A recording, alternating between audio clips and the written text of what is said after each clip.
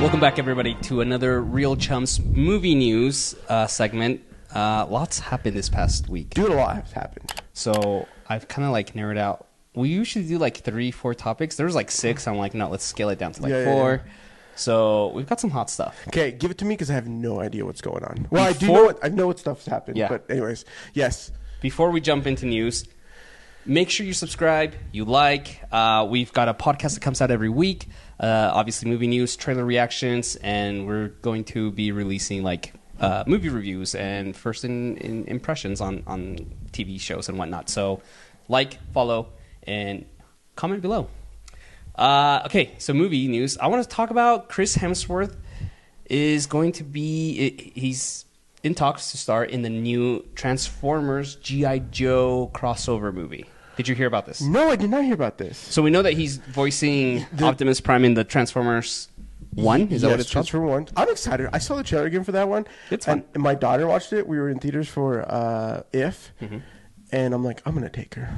Yeah. Because it looks fun. It looks fun. But yeah, no, he's in talks to finalize him being Optimus? No. Oh. They didn't say. But you don't, because this is a live action crossover, right? You don't hire Chris Hemsworth. I think what they're doing, well, I have 2 thoughts. One, you don't hire Chris Hemsworth to just come in for live action to do a voiceover. No, you don't. Second, we know last month Paramount is on sale. Yes. Right? Yes. And I think this is the big franchise that they have. These 2 franchises that they have. Okay. That if they can get a Chris Hemsworth, an action star, to commit to this project, I think it's a lot easier for them to sell. Like, look, we even have Chris Hemsworth who's going to be leading this new franchise for us. Big wins. Big wins. You think they'll still sell it? Oh, yeah, dude. Yeah, they're still going to sell it. So Deadline was the one that reported this. It was an exclusive. It says, upon finalizing the deal, this will put the Melrose Avenue lot back in business with Hemsworth, who is already starring in Paramount Animation's Transformers 1. The seeds were planted for a crossover movie, etc. And then they talk about the fact that whether Skydance or Sony and Apollo, the studio is relentless about mining its coffers for big screen IP. So they're... Again, whether it's Sony or Skydance, who are the ones that are wanting to buy, at it. I think this is huge for that. Out of those 2, okay, one, I think Chris Hemsworth is going to be G.I. Joe. He'll be Duke. Yeah, he'll be Duke. He'll be a good Duke. He looks like a Duke. Yeah, he does look like a Duke. I think I would really enjoy that. I mean, are you excited for this crossover? I think it'll be fun. No, I just am not like. Again, that post credits. Okay, let me just tell you, Snake Eyes is a freaking bamf.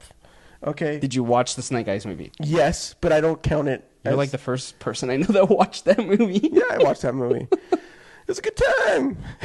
Was it? It was 11 o'clock at night. I was like, I don't know what to watch. Let's watch Snake Eyes. I just, it's fine.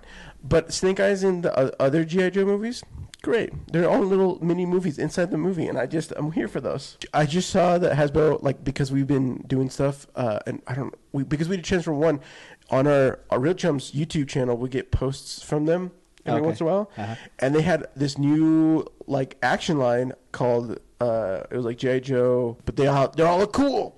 And I was like, man, if I was a kid, that'd be awesome. G.I. Joes were cool when I was a kid. I think they still are. They are. So I'm just saying, I'm like, get on for them, trying to reach the multi-generational sort of aspect. Yeah. Is it going to be good? Probably not. Will I see it in theater? Probably not, unless the trailer really sells me. Actually, I might try to trick you to go see it. We're gonna go watch Christopher Nolan's latest movie, and then you walk me into G.I. Joe. Yeah, you would do that. I would do that. I don't know. This is just such a Transformers G.I. Joe. At this point, look, I would take a Transformers G.I. Joe versus the Venom crap that we're getting. Or anything from from Sony. Sony Spider-Man. Oh, and if Sony ends up buying Paramount, then you're back and stuck with Sony doing this. Yeah, but they'll pull in Madam Web into it. Oh my gosh! Don't put that voodoo on me. Don't put that voodoo on us. We'll see what happens. Let us know your thoughts. Do you think the G.I. Joe Transformer crossover is a good idea? It's not. So whatever you decide. Okay, it's wrong. It's wrong. No, you probably saw this. You saw the headline about Sony and AI. No. Okay. Tony. I think it's Vinciquerra. He's the CEO of Sony and movies. He at an investors meeting in Japan this past week. Here's what he said. Quote, "We'll be looking at ways to use AI to produce films for theaters and television in more efficient ways, using AI primarily. The agreements that came out of last year's strikes and the agreements that will come out of the IATSE and Teamster negotiations will define roughly what we do with AI." So Sony, speaking of the devil, they're really leaning into saying that they're going to use AI for more efficient ways. What does that mean? Here's what yes, exactly. What the heck does any of this mean? It's just fluff words. Yeah, it's just buzzwords. Like, okay, they want to use AI, blah, blah, blah. I mean, okay, I mean, Adobe's pushing hard into AI in their suite. A lot of companies are trying to push into the AI video framework or setup. This kind of tags teams.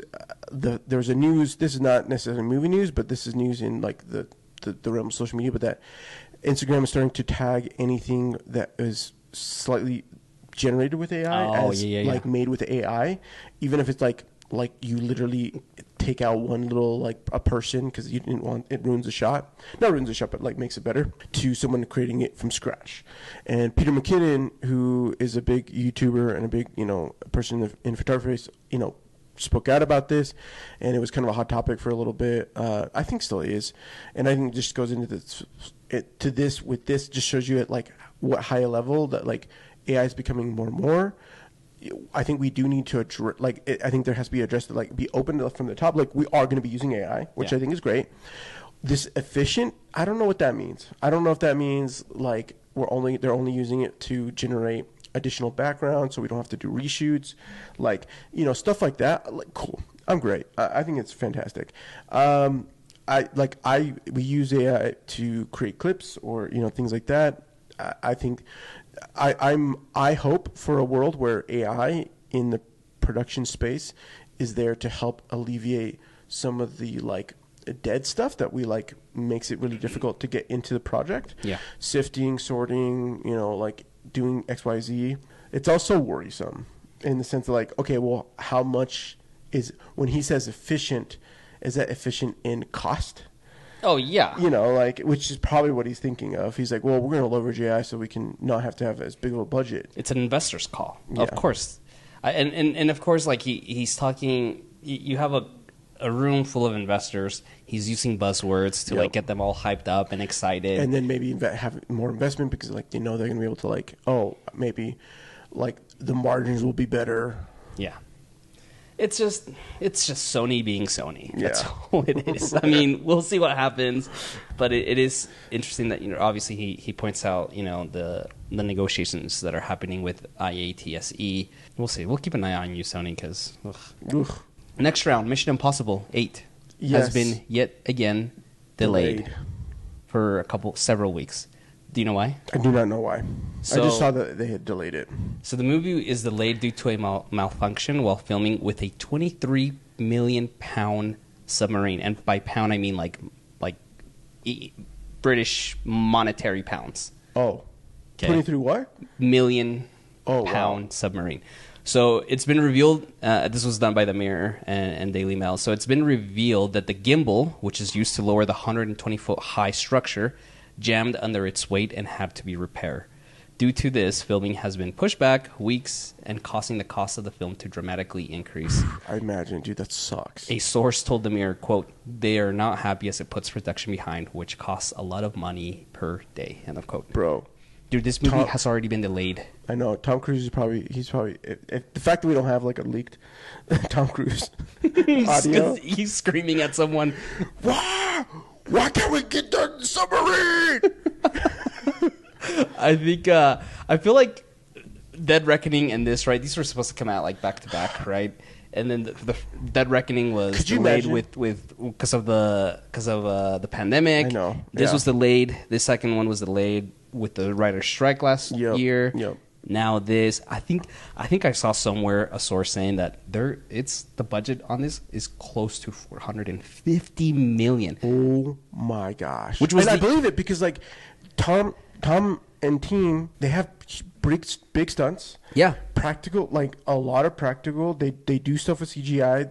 There's the fact that he does a lot of his own stunts because he does that. There's always like things that have to be, precautions, especially after doing not Dead Reckoning, but the previous one where he broke his ankle. Yeah. Like having to make sure triple check, make sure things go so that doesn't happen. And the last having these delays is super burdensome. I mean, could you imagine the world where we actually got Dead Reckoning Part 1, Part 2, like in that time window Within that we had? months? Dude, Yeah. It would have been amazing. And in a world where obviously the pandemic didn't happen, and he would have kept his costs down, because as of right now, like Dead Reckoning did not perform as well as they wanted to, because of how they exploded that budget, right? Yeah. Because of the pandemic. And this one's now the budget's really high on this. It's not going to be $1 billion movie, box office wise. Yeah. And that might lead them to be like, let's reevaluate what we do with this franchise. So hypothetically speaking, though, like we're seeing lots and more this re-releasing theaters going on. They're doing a lot with Star Wars. They're doing with Interstellar, and I think part of that is for movie theaters to get more people back in theaters. But like I don't know what the economics are within that when it comes to the filmmakers and the actors. Like I'm sure they're getting residuals. Yeah, I don't know how much that is, but easily like could they have this Mission Impossible marathon like they've done in the past with Marvel? Get a ton of people to come out to have a Mission Impossible experience. Sure. I don't know. I just think that like there might be ways that he still can maybe not recoup, but hopefully break even. Studios without marketing, not thinking about marketing costs, but yeah.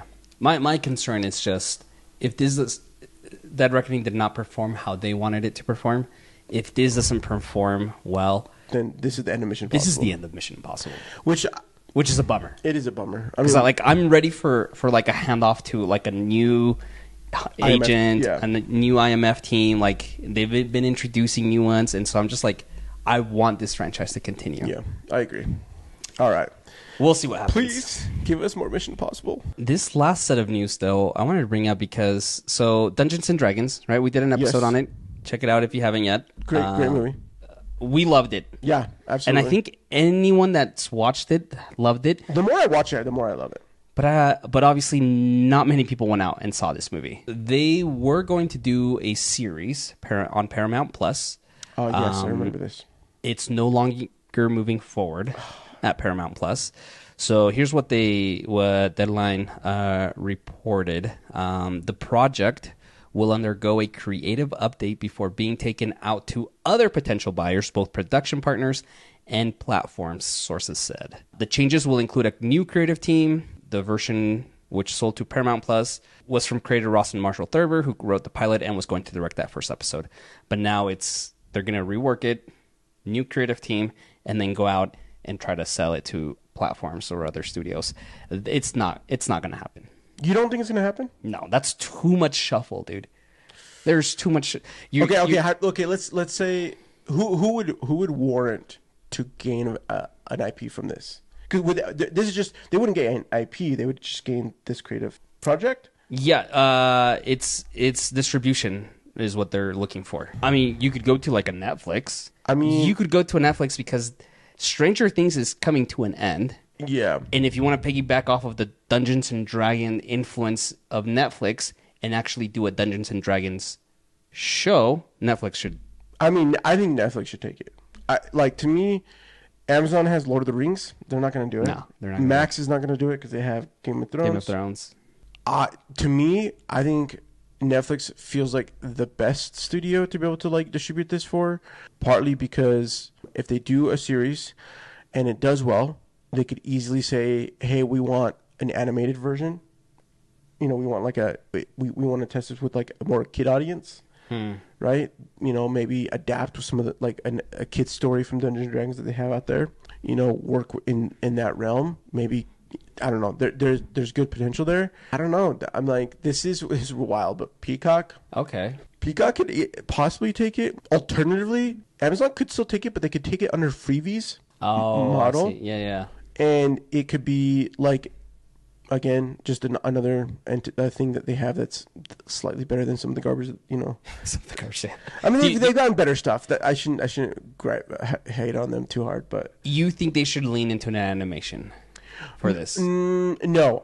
What I'm saying is, I think if Netflix gets it and it does well, I could see them wanting to get some animated entity after the fact. Can maybe pitch it or get another second season. Because of the way Netflix operates, they need new content constantly. Yeah. And so having the IP of Dungeons and Dragons, there's a lot of world and a lot of possibilities that they could do, similar to The Witcher. Yeah. The Witcher, they have the Witcher series. They've created an animated movie. I think they have 2 animated movies. Oh, 2 animated or another one. Okay. There maybe another one. Anyways, I mean, they have an animated movie. They have the series. They had the like spin-off like weird thing that was the Blood Origin or something like that. Anyways, so like that's 4 sets of stuff that if people watch, they end up wanting to watch the rest of it because like, why not? So or maybe they skip around, who knows, but most people aren't doing research. They're probably just they're like, oh, what else is connected here, and they're gonna watch it. I think Netflix would probably be their best bet. We'll see what happens. I don't think it's gonna happen just because you're getting rid of the team that was going to do it. You're bringing a new creative team. That doesn't guarantee distribution. Now, once a new team builds out a pilot and a storyline, then now we're going to go and shop it around. This just seems like it's dead on arrival, which is a bummer. Because we talked in our episode, we love that movie. Yeah, it's the same team that did that movie, right? Yeah. See, I think that's probably the biggest. I think I can see what you're saying is right, just because like what happened. Yeah. You know, what's the backstory there? But again, I'm like, there's a level that tells me that would say Hulu. So give it to Disney. That Disney, that Hulu specifically takes it. They test the waters there. Yeah. Or they just, I mean, well, I guess Hulu's just all Disney. So just they give it to Disney. It somewhat does well. They nourish it, and it becomes a big thing for Disney. And yet they have another huge property that they can then add a huge another section to a park, add a new whatever, and that means that they can bring in a whole new level of individuals that come. You're talking a $100 multi-million licensee agreement here. Because they would license out Dungeons and Dragons for their parks and whatnot. Right, or they freaking acquire it. Like if it doesn't, well, I mean, they probably won't do it. But if they get to a point where like before they make parks, they are not going to be licensing that crap. They want it under their pocket. Yeah, that's true. But Dungeons and Dragons is a huge, huge beloved property, right? To me, like we said, our episode Dungeons and Dragons was a great movie. It's a fun watch. It wasn't super like specific to that genre, so it's great for everybody. It's going to be a fun watch every single time you watch it. Yep. And at the end of the day, if you tailor the different versions of different like projects that you go for, you'll be there's a lot of options for them there. Like at minimum, you can make it a huge engagement process for individuals to say, pitch us your stories. People have been making stories with Dungeons and Dragons for decades. Yeah. Why not have like some fun contest? You know what I mean? Like make it engagement after a couple seasons or whatever. Have it something there. There's just a lot of potential, in my opinion, for Disney to take it. I think Netflix could be really beneficial. I think those are probably the 2 entities I would say maybe if they're gonna, that would consider it. Yeah. Well, Disney maybe wouldn't consider it, but I think they could. And if they did, and it landed, they would have some good stuff for them. Yeah, I think so. We'll see what happens. We'll see. It is tragic that that's not going to make it. Yeah. Because we were both really excited for that. Yeah, I was. Let us know what you think we should be reviewing, because we would love to get your input. So anytime you see something, be sure to come back to this video, leave it in the comments below, or Send it to us on the social medias at Real Chums. Other than that, thanks for watching. We'll catch you next time.